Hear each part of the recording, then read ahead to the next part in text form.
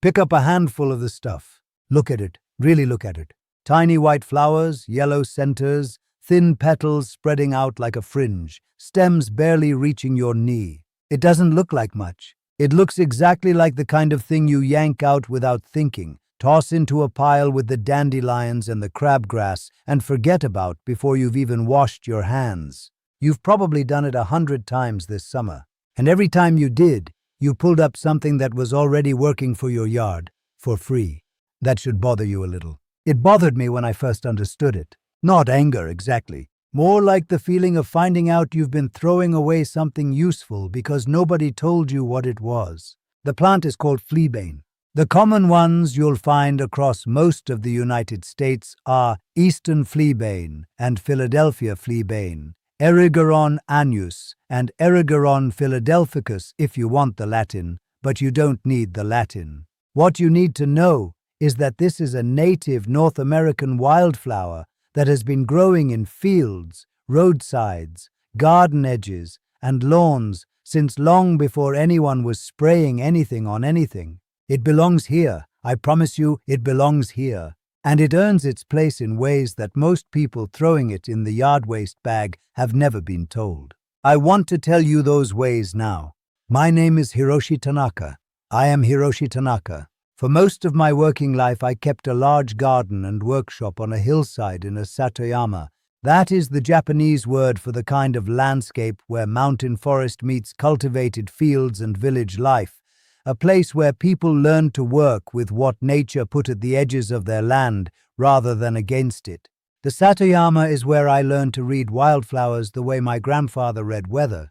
Which ones told you the soil was too wet? Which ones told you a pest was moving in? Which ones you left alone because they were doing quiet work? You'd miss the moment they were gone. Fleabane is that kind of plant. Not glamorous, not the one you'd put in a vase. But in the satoyama, the plants that looked like nothing were often the ones doing the most. I have spent years watching American yards fight a losing battle against weeds, spending money on sprays and services and bags of mulch, while the one plant that asked nothing and offered quite a lot kept getting pulled up every spring. That pattern is what I want to break today. Now, before I get into exactly what Fleabane does and how to use it, I put together a written guide called Washitsu, Wandri des Tatsi Abu Desi Desti. It covers the full system my grandfather's village used to manage pests, moisture, and common home problems with cheap, simple materials. Fleabane fits into a larger logic of working with what's already in your yard, and Washitsu lays that whole system out. The link is in the description if you want it. If this kind of thinking is useful to you, old methods, real materials, no expensive products, press the subscribe button. I share this because it should not be forgotten, and there are a great many people who never heard any of it growing up. Tell me in the comments. Have you been pulling Fleabane out of your yard, or have you been leaving it? And where in the country are you watching from? The plant behaves a little differently depending on your climate, and I'm curious. I read every comment that comes in. Now, back to the plant itself. The first thing to understand is what Fleabane actually looks like up close. Because if you can't identify it, none of what comes next is useful. Eastern Fleabane grows between 1 and 4 feet tall depending on soil and moisture. The flowers are small, roughly half an inch across, with white to pale purple petals arranged in a tight ring around a bright yellow center disc. The leaves are lance-shaped, slightly hairy to the touch, and they clasp the stem rather than branching away from it on a separate stalk. When you crush the leaves, there is a faint green smell, not unpleasant, a little sharp. It blooms from late spring through midsummer in most parts of the United States, and you will find it at the edges of things, the edge of your lawn where it meets a fence, the edge of a garden bed, a patch of bare ground where something else died out. It does not push into the center of a thick, healthy lawn. It finds the gaps. That, as you'll see, is part of what makes it valuable. Philadelphia Fleabane is nearly identical to the eye. It tends to bloom a few weeks earlier and grows a bit shorter, usually under 2 feet. If you are in the mid-Atlantic states or the upper Midwest, you likely have both varieties appearing at different points in the season, which means the window when this plant is working for you is longer than you might think. People mistake it for daisy fleabane, which is a close cousin and also native, also useful. For what we're talking about today, the distinction between these three does not matter much. They share the same properties, they earn the same place. The reason this plant got its name, fleabane, is the oldest clue about what it actually does. Spanen means destroyer, killer, the thing that ends another thing. The name was not given carelessly. People in this country and in Europe were using fleabane around their homes, their sleeping areas, their animal stalls, specifically because of what it did to certain insects. That knowledge has been sitting in the name of this plant the whole time, and the whole time people have been ripping it out of the ground. The what and the how of all that is what we get into next. Here is what most folks get wrong about a plant like this. They look at it and ask one question: is it a weed or not? And the moment they decide it's a weed, which they usually do because it's small and ordinary looking and growing somewhere they didn't plant it, the thinking stops. They pull it. They move on. They never get to the second question, which is the one that actually matters. What was it doing while it was there? Fleabane was doing three things. Three distinct useful things, and I want to go through each one carefully because vague claims about wildflowers being a beneficial are not worth your time. What is worth your time is knowing exactly what this plant does, exactly how to use it, and exactly what it will cost you, which, in this case, is nothing, because the plant is already growing in your yard.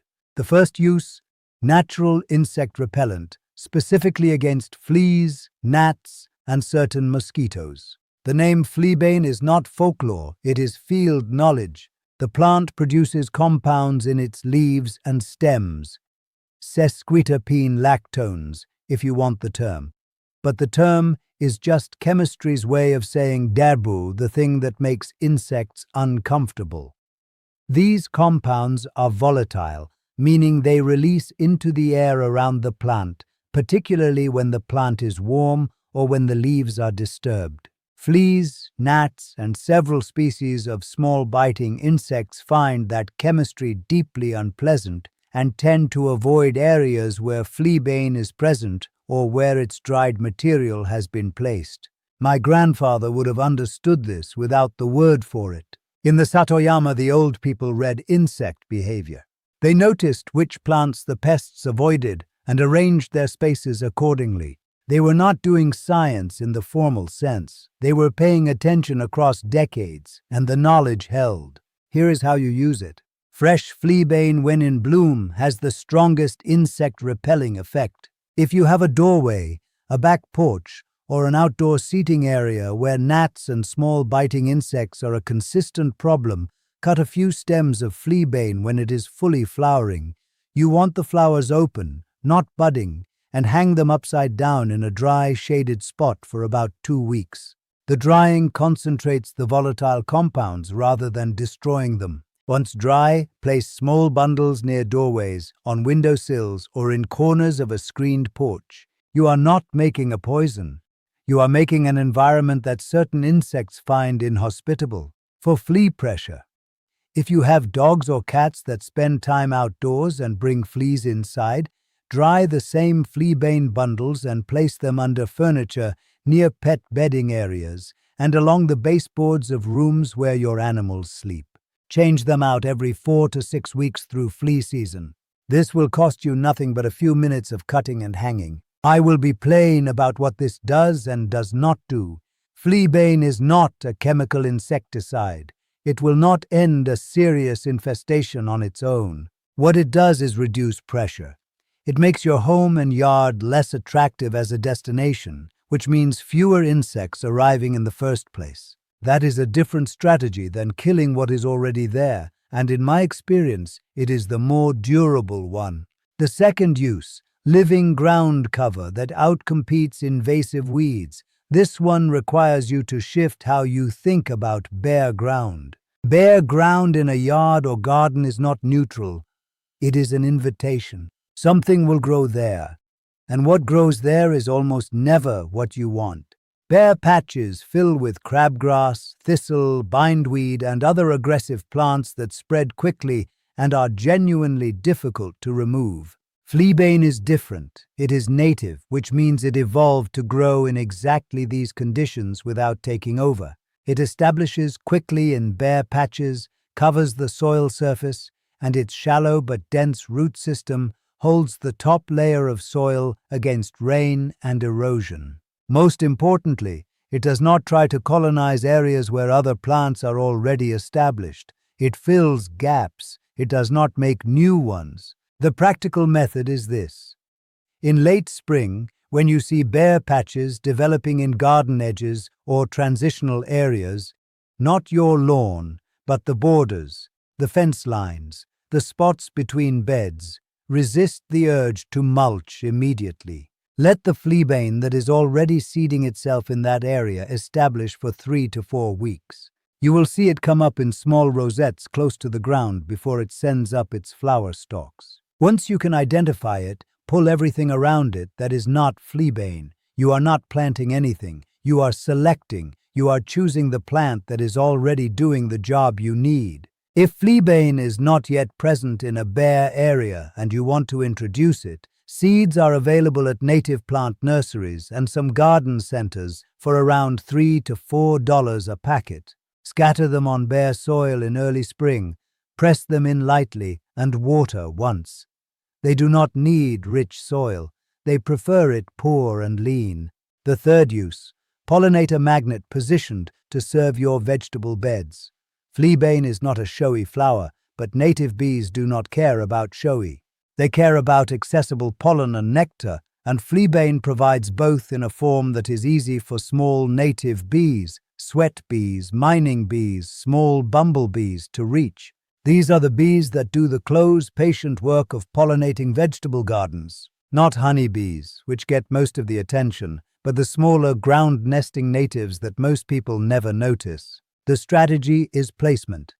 You want fleabane growing within 10 to 15 feet of your vegetable beds, close enough that the bees foraging on it will move naturally into the garden, but not so close that the fleabane competes with your vegetables for root space. A strip along the bed's edge or a patch at the corner nearest your tomatoes and squash is enough. Let it bloom fully before you do any deadheading nearby.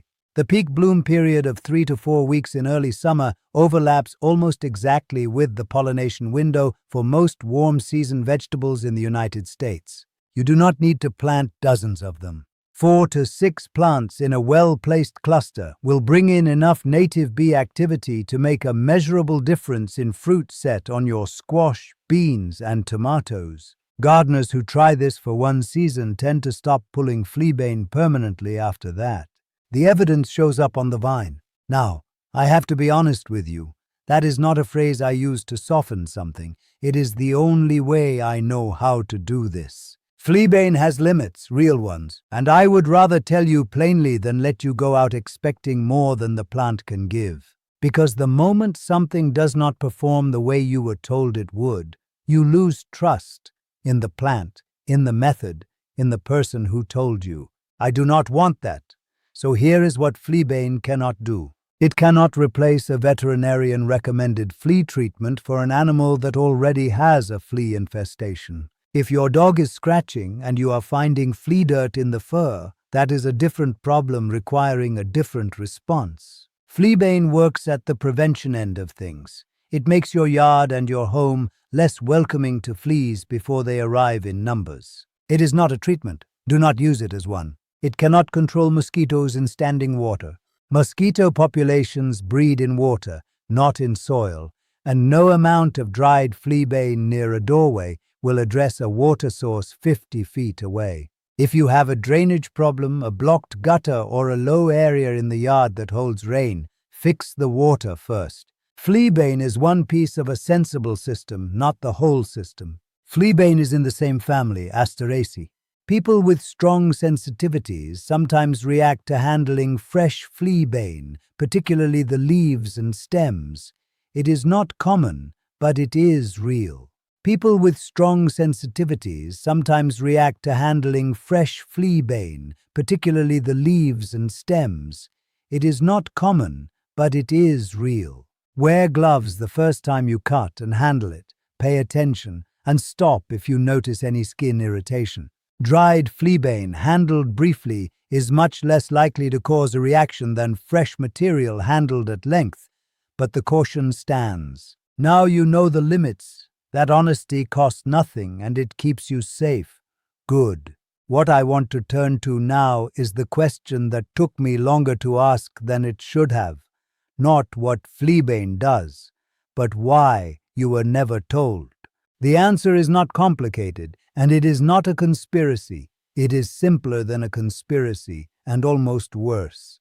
There is no money in fleabane, not a dollar. It grows in your yard without being purchased.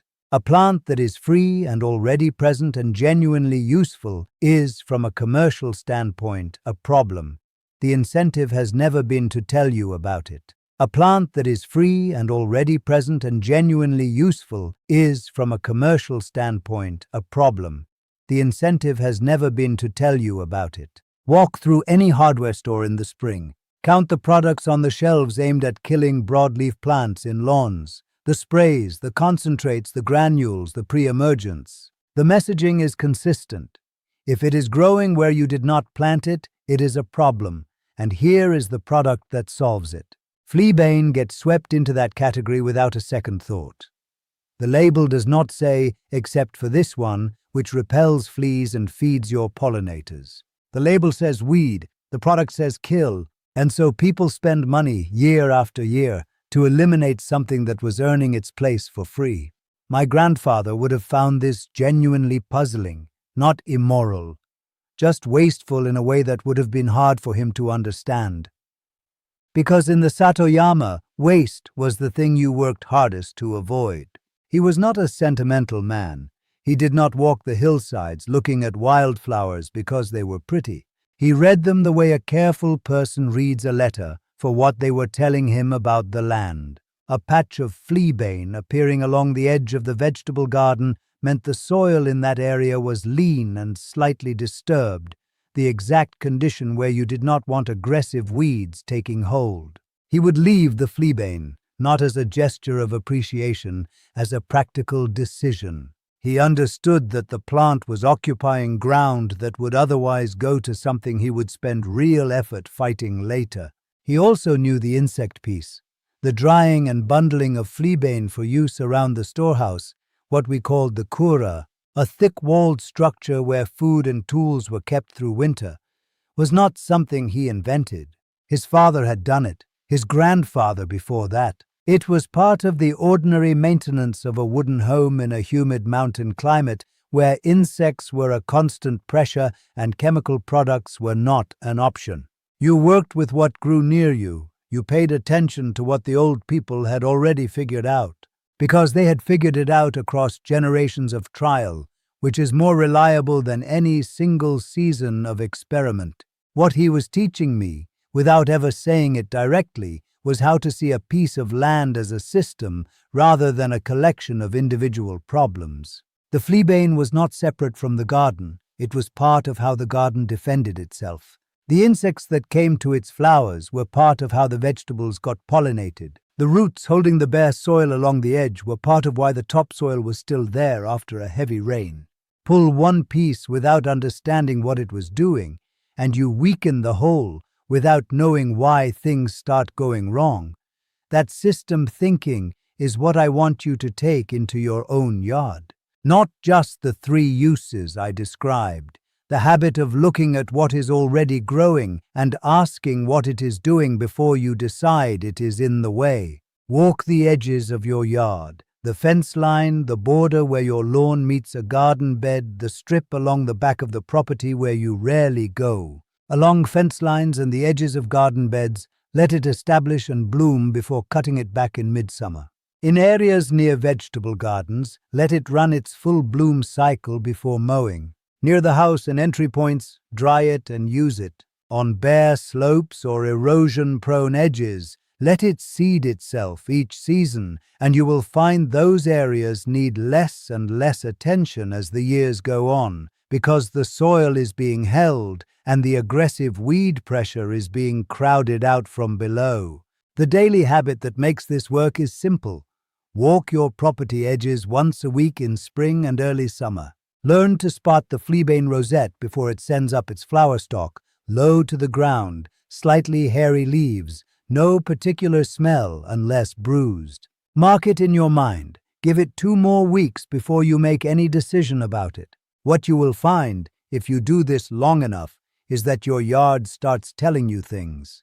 The same way my grandfather's hillside told him things, if you were willing to slow down and look. So here is what I want you to do. Not next month, this weekend, or the next time you are outside with a few minutes to spare. Walk the edges of your yard. The fence line, the border where your lawn meets a garden bed, the strip along the back of the property where you rarely go. Look low. Look for the plant you now know how to recognize.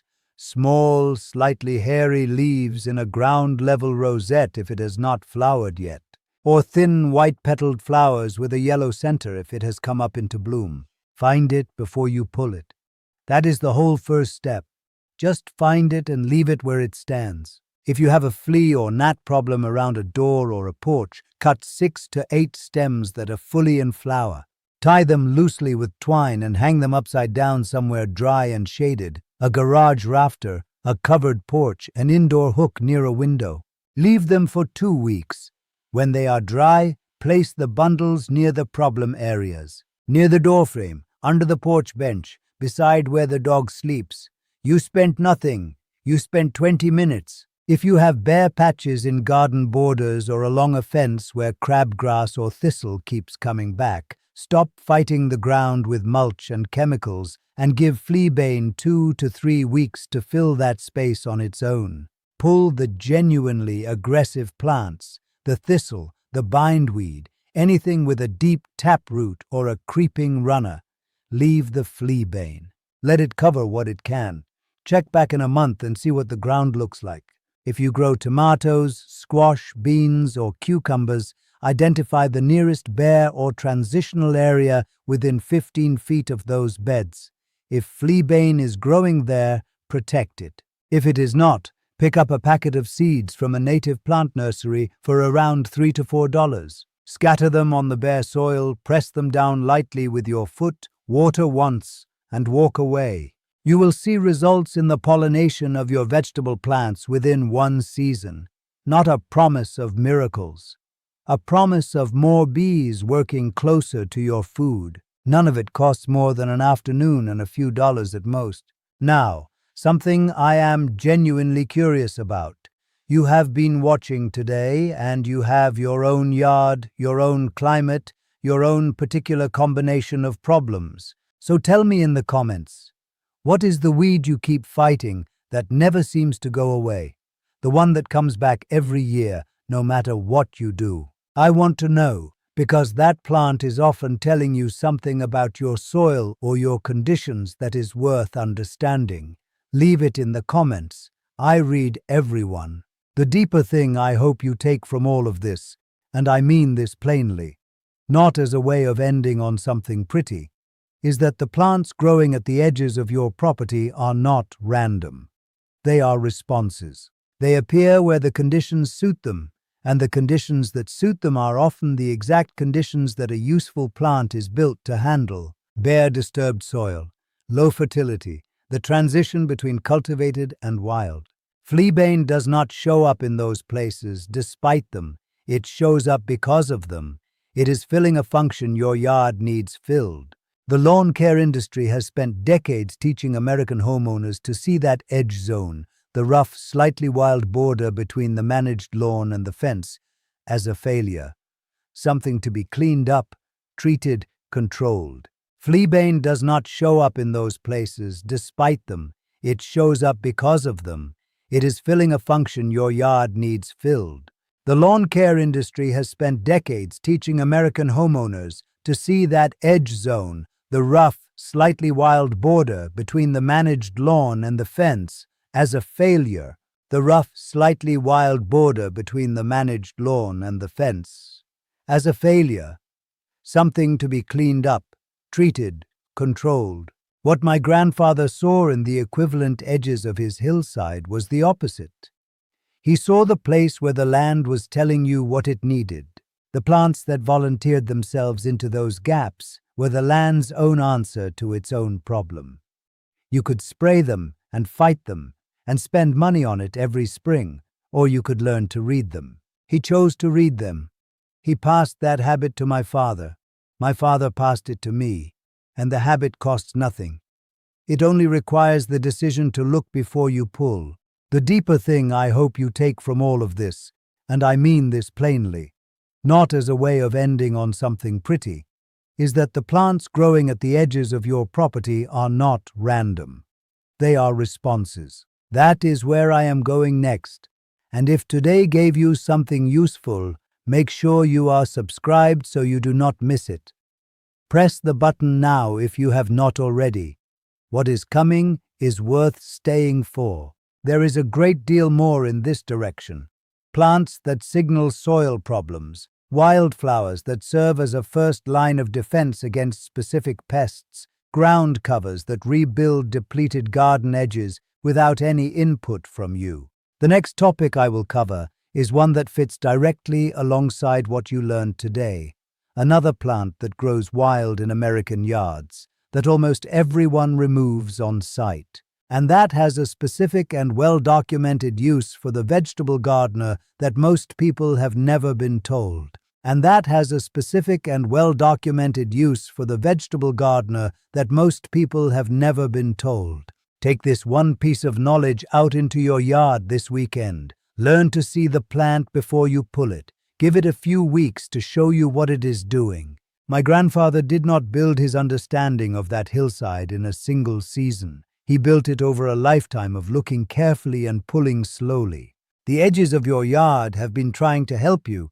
All they needed was for you to stop pulling long enough to listen.